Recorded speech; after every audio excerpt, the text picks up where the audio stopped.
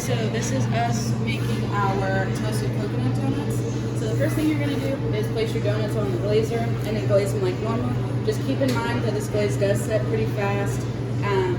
So if the donuts are hotter, you probably can only do about a half pan at a time because they need to be completely coated in coconut. It's not just a light sprinkling of coconut, it's like completely covered in coconut. The cooler the donuts are, the more you can do at a time. So like these ones are pretty cool, so we don't have to like rush to get them glazed or anything. We're gonna move these over to our parchment.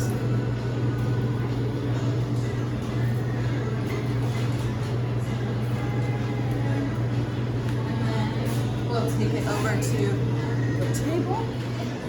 And then I've got a container of toasted coconut. And the toasted coconut is something that you do have to make. The recipe is also in the recipe book. Takes about 8 minutes or so, 350 degrees. You just gotta stir it to make sure it doesn't burn. But this isn't something that we get from Cisco or something pre-made, so this is gonna be something that you guys are going to have to make once it starts running low. So just be aware of that. So we'll open up our lid, and then we've got our nicely toasted coconut. And then you can grab one of your donuts, take some of the coconut, and just get it everywhere that the glaze is. And this one is going to be one of the more time consuming until you get the hang of it. Because you don't sprinkle it on there, you want it to be completely coated in the coconut. You can even dip the donut into the coconut and then roll it. But just make sure that it is entirely covered. And then you'll repeat this process for all of them.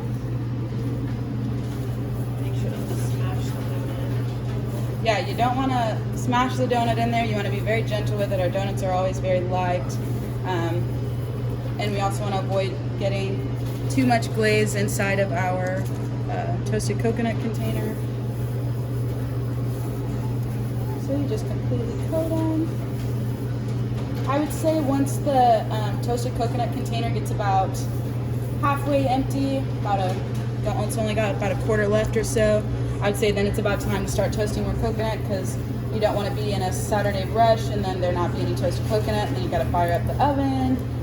So just be mindful of how stocked your ingredients are. Same thing with glazes. We all throughout the day double check to make sure that there's plenty of chocolate glaze in there so we don't run out. So it's the same thing with the toasted coconut.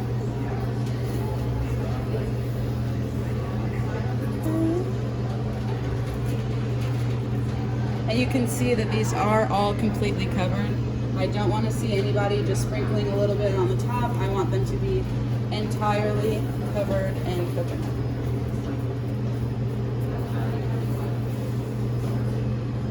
And then we'll do our last one. And then the center of the toasted coconut donut is going to get a rosette of cream cheese frosting. And how to fit a piping bag and how to pipe a rosette is also a video that you guys will be watching if you haven't already watched it yet. So there's a more in-depth instructions on how to pipe the rosette in the middle.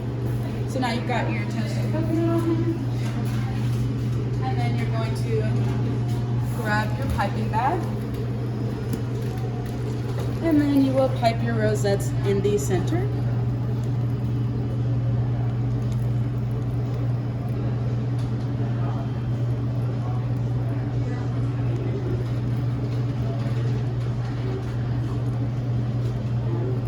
And when you're piping them in the center of the donut, you can kind of fill the center of the donut a little bit.